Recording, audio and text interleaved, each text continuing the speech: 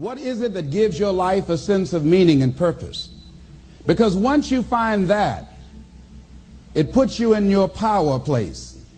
See, if you know what your life work is, I encourage you to start working on it. If you can't do it all at one time, do just a little bit of it. And if you don't know what it is that you showed up to do, if you don't know why you're here, I encourage you to find out what your purpose is here. What is the meaning of your life? What will be different? Have you ever asked yourself that question? I've done that. I remember coming from a friend of mine's funeral, and I was reflecting on how much time I had left.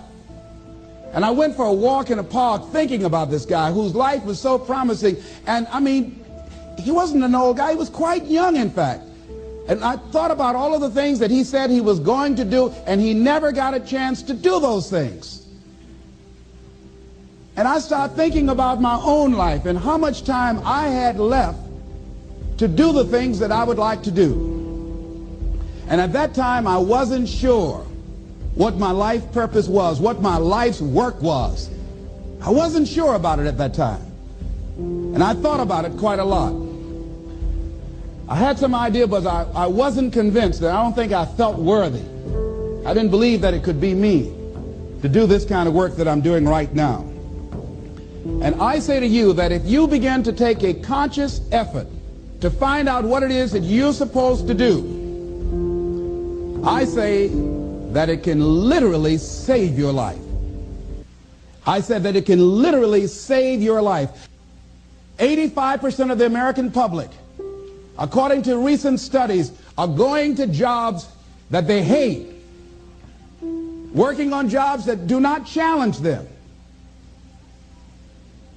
They get sick thinking about going. Because, see, when you go to a job and you already know how far you can go, you can already see that proverbial glass ceiling. See, when you're going someplace and you already know how much you're going to make, you already know how far you can go, you're in a dead-end position. It erodes your self-esteem. It lowers your sense of yourself. It creates an inner turmoil. It creates an emptiness in you. So I say that your life is worth finding what it is that you're supposed to do. And I'm not saying quit your job. I'm saying find it and do just a little bit of it. Just start working at it just a little bit, but do find out what your work is and hold on to it and don't let your dream go. Don't let it go. See, and here's something else I want you to begin to look at. Why is it that most people don't pursue their dreams or don't do better than what they're doing if they're capable of doing it? I think that many of us don't go the next step because we don't know what to do yet. And I say that the reason that we don't even explore the possibility of what to do is because subconsciously we don't believe that it can happen for us, and we don't believe that we deserve it. So here's what I'm suggesting. How much time do you spend working on you? How much time do you spend every day working on your dream?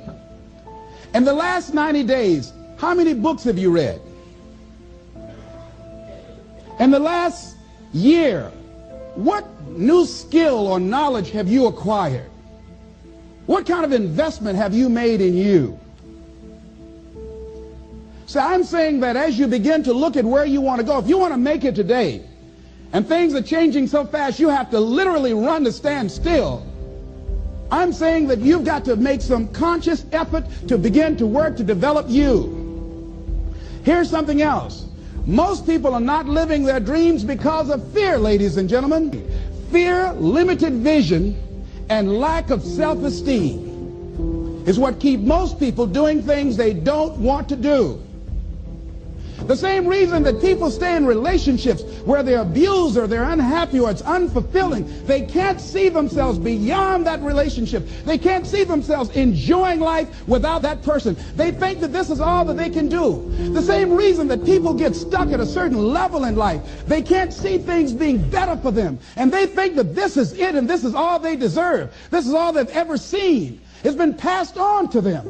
And they think that this is it for them. Oh no. Looking what Dr. Blanton Smiley Blanton, who is a colleague of Dr. Norman Vincent Peale.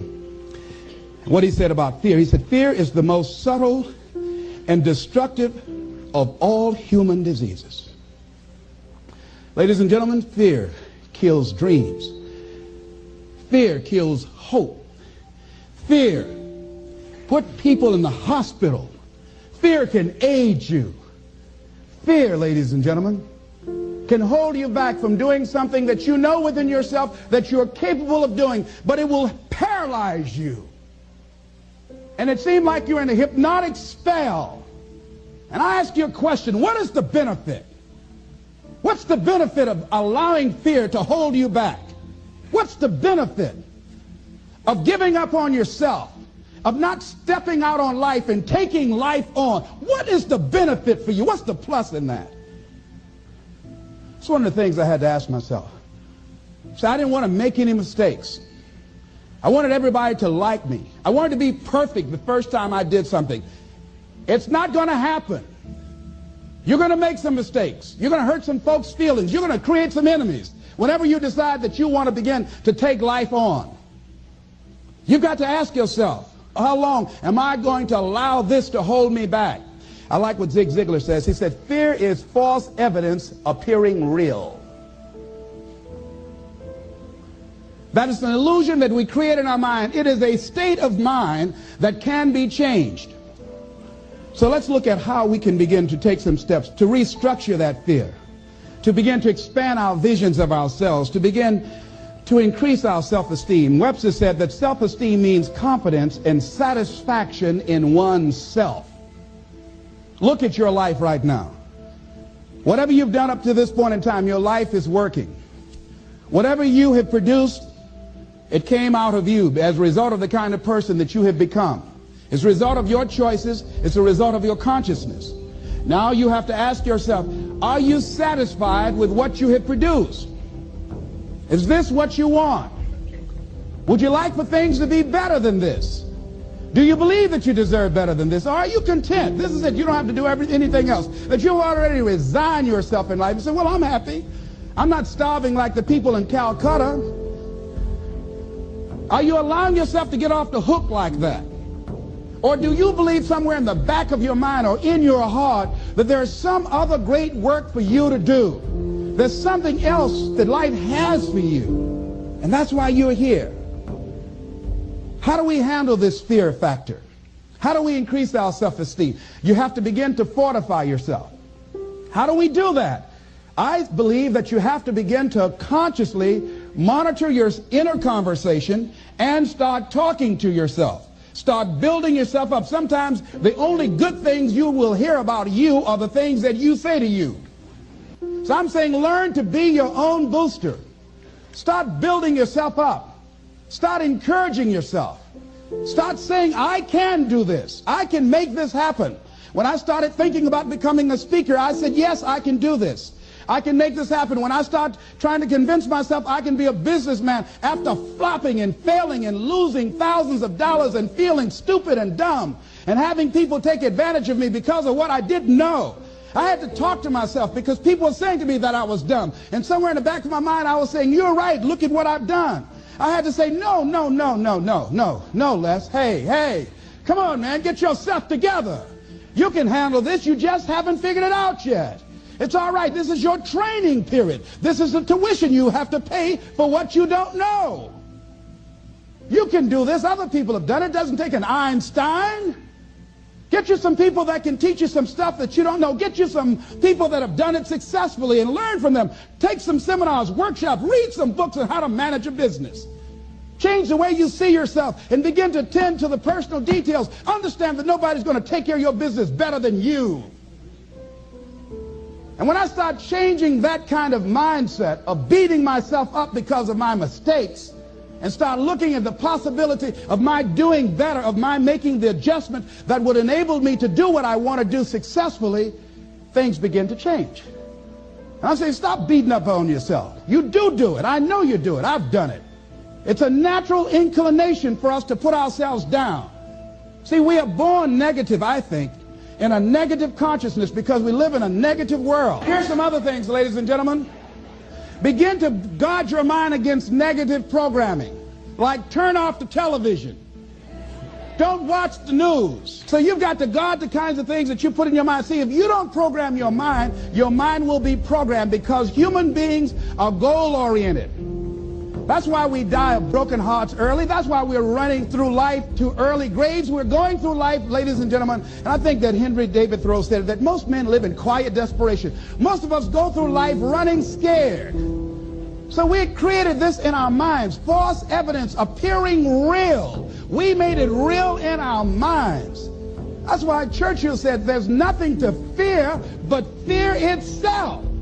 That's the destructive monster. So turn off things that can contribute to your fear. Turn a deaf ear to people that all they can do is talk about how negative things are, because they have bought into the consciousness of the world. Start attending workshops, seminars, listening to tapes on a daily basis to begin to recondition your mind, to retrain your thinking. Faith comes by what? Hearing and hearing and hearing. Listen to things that can empower you, that can enable you to create a new reality for yourself, and a new life for yourself. You might appear to be strange around most people. You know, most people think you're strange if you're happy today. See, these people have not found their purpose in life. That's why they're grumpy. That's why they're miserable. That's why they're so negative. They're hurting and they want to hurt other people. So start practicing using programs for your mind. Seminars, books, workshops. Keep a journal. Record your thoughts. What's happening with you? Every day when you get up, have a journal near you. See, ladies and gentlemen, we get 3 to 4 thoughts a year that if we would act on those thoughts, they could change our life. What idea are you sitting on? Write your ideas down. And then, once you get that idea, take the leap. Take the leap. See, it's out here in the universe. If you don't take the plunge, I guarantee you, somebody else will. Take the plunge. Go into action. And ladies and gentlemen, you will be surprised how things will come together. You'll be surprised. Now, you're going to have some difficult challenges. I can tell you that now. Be aware of that. Things are not going to work out exactly right. For a time they will, sometimes.